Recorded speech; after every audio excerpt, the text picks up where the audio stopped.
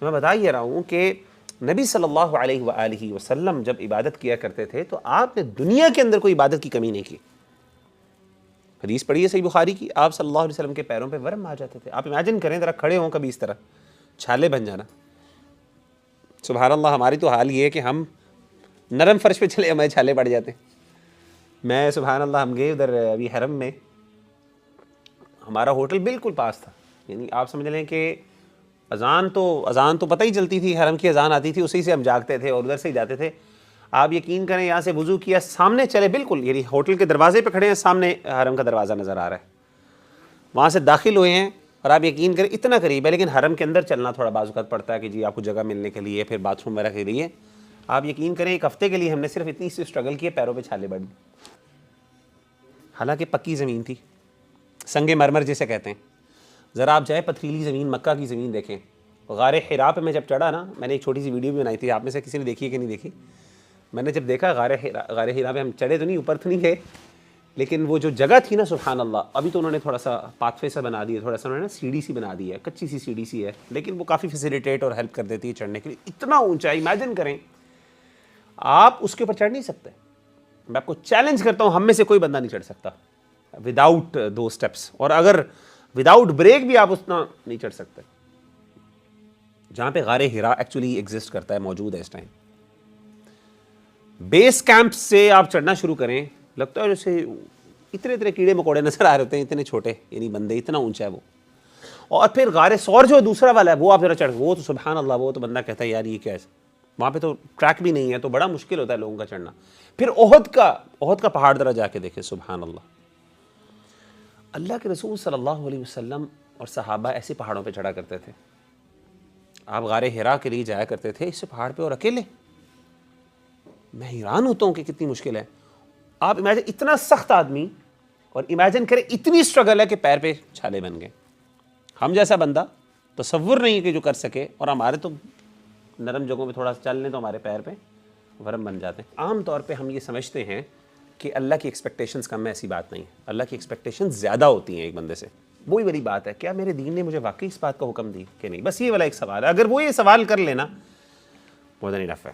تو بہرحال میں نے بتایا کہ انہوں نے, صحابہ نے کیا کہا کہ ہم تو بہت چھوٹے ہیں جی, اللہ کے رسول صلی اللہ علیہ وسلم بہت بڑے ہیں, ان کو اتنی نیکیوں کی ضرورت نہیں. قد غفر له ما تقدم من ذنبه وما تأخر, ان کے تو سارے گناہ اگلے پچھلے معاف ہو گئے ہیں, تو وہ جتنا بھی کریں وہ ایک ایکسٹرا ہی ہے, ان کو ضرورت نہیں ہے.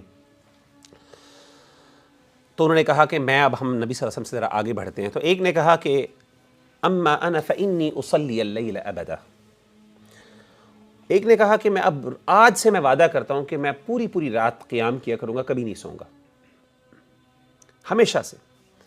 دوسرے نے کہا وَأَنَا أَصُومُ الدَّهْرَ وَلَا أُفْطِرُ, میں اب سے ہمیشہ روزانہ روزے رکھوں گا اور کبھی روزہ نہیں چھوڑوں گا.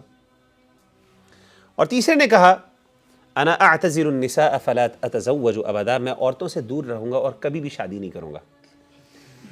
آپ کو بڑی حیرانی ہو رہی ہے کہ یہ کیسے.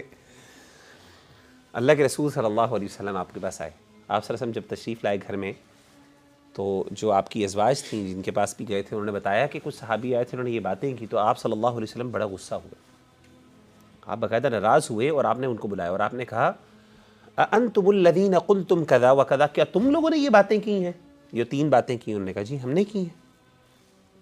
آپ نے کیا فرمایا, آپ نے کہا واللہ, اللہ کی قسم, انی لأخشاکم للہ واتقاکم لہ, اللہ کی قسم میں تم سے زیادہ اللہ سے ڈرنے والا ہوں, میرا تقوی بھی تم سے سب سے زیادہ ہے, لیکن اصوم و افطر, میں روزہ بھی رکھتا ہوں, روزہ چھوڑتا بھی, واصلی وارقد, میں رات کو قیام بھی کرتا ہوں اور آرام بھی کرتا ہوں.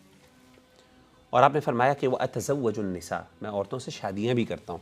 اور آپ نے فرمایا فمن رغب عن سنتی فلیس منی, یہ فیوریٹ حدیث جو تمام نوجوانوں کو آتی ہے, النکاح من سنتی, نکاح میری سنت میں سے ہے, اور آگے فمن رغب عن سنتی فلیس منی, کہ جو میری اس سنت سے منہ پھیرے گا وہ ہم میں سے نہیں ہے. تو یہ ہم نوجوانوں کو ساروں کو آتی ہے.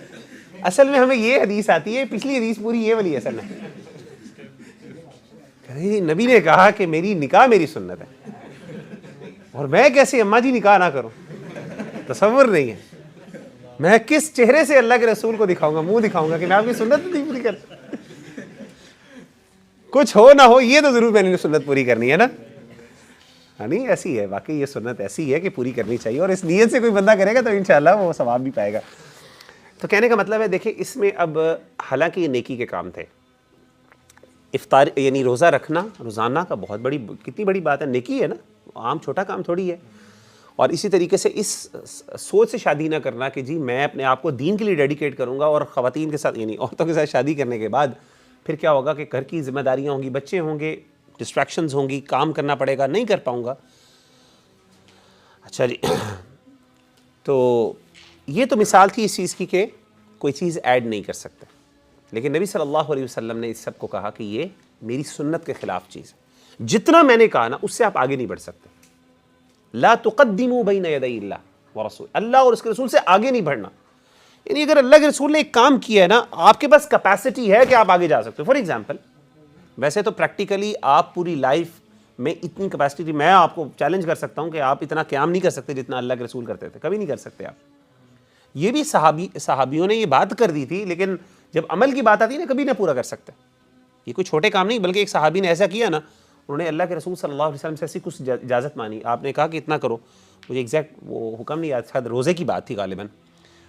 تو غالباً عبداللہ بن عمر بن عاص تھے رضی اللہ، بہت ان کو سنت سے محبت، بڑی نیکی کا بڑا نوجوان تھے، کہتے ہیں میری انرجی ہے، طاقت ہے، آئی کین ڈو دیٹ، میں کروں گا اسپیشلی. تو انہوں نے اجازت مانگی، آپ نے اجازت دی، لیکن کرتے کرتے آپ نے کچھ ریسٹرکشنز لگا دی.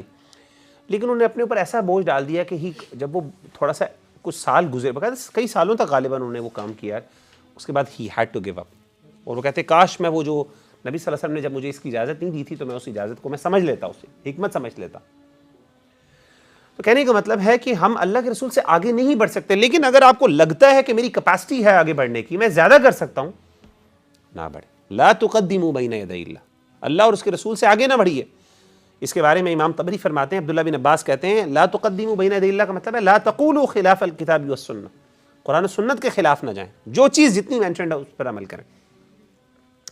دوسری چیز میں نے آپ کو بتایا کہ جیسے ایڈیشن کی کوئی اجازت نہیں، اس طریقے سے کچھ اس میں سبٹریکشن کی بھی اجازت نہیں ہے، نکال بھی نہیں سکتے. جیسا کہ ایک حدیث ہے نبی صلی اللہ علیہ وسلم کی حدیث ہے، بلکہ سیدنا عمر رضی اللہ تعالیٰ عنہ کی صحیح بخاری کی حدیث ہے کہ سیدنا عمر بن خطاب رضی اللہ تعالیٰ عنہ طواف کر رہے تھے، تو حجر اسود کے پاس سے آپ گزرے، تو آپ نے فقبلہ، آپ نے اس کو چوما، اس کو بوسہ دیا. اور بوسہ دینے کے بعد آپ نے دیکھا لوگ دیکھ رہے تھے، آس پاس تھے کہ جی حضرت عمر نے پتھر کو جو ہے وہ چوما. تو آپ نے جب دیکھا کہ لوگ، آپ نے بھانپ لیا اور آپ نے دیکھا کہ لوگ دیکھ رہے ہیں، نوٹس کر رہے ہیں، تو آپ نے اس حجر اسود کو مخاطب ہو کے کہا، آپ نے فرمایا کہ انی اعلم انک حجر، مجھے اس بات کا پتہ ہے کہ تم صرف ایک پتھر ہو، لا تضر ولا تنفع، نہ تم کسی کا فائدہ دے سکتے ہو کسی کو، نہ کسی چیز کا تم نقصان دے سکتے ہو اللہ کی اجازت کے بغیر. ولولا انی رأیت النبی صلی اللہ علیہ وسلم یقبلک ما قبلتک، اللہ کی قسم اگر میں نے اللہ کے رسول کو نہ دیکھا ہوتا کہ وہ تمہیں چوم رہے، میں کبھی بھی تمہیں چومتا نہ. میں دین سے نکال نہیں سکتا تمہارا کوئی مطلب، تم کچھ فائدہ نہیں دے سکتے، نہ کوئی نقصان دے سکتے. میرے نزدیک تمہیں چومنے کی کوئی ویلیو نہیں ہے، because you don't give me any benefit, تم سے مجھے کوئی فائدہ کوئی نقصان نہیں ملتا. لیکن میں کیوں کر رہا ہوں؟ میں اس کو نبی دین سے نکال نہیں سکتا، یہ دین کی ریکوائرمنٹ ہے مجھ سے. اور اگر کوئی بندہ یہ کہے کہ جی حجر اسود کو چومنا نہیں چاہیے، یہ بدعت ہے. کیونکہ اس نے اگرچہ ایڈیشن تو نہیں کی، لیکن کیا کیا اس نے؟ ایک چیز نکال دی اپنی. یہ بات بڑی اہم سمجھنے والی ہے. یہ چیز ہم لوگ نہ سمجھتے ہیں کہ بدعت کا کام صرف ایڈیشن ہے، سبٹریکشن بھی ہے. سنت کو چھوڑنا بھی اٹسیلف، کسی کام کو چھوڑنا اور سمجھنا کہ یہ چیز نہیں ہے، یہ بھی بدعت ہے، یہ بھی دی، کیونکہ اس میں دین میں آپ نے کیا کیا؟ تبدیلی کر دی. تو یہ دونوں چیزیں جو ہیں اسے نبی صلی اللہ علیہ وسلم نے ہمیں منع.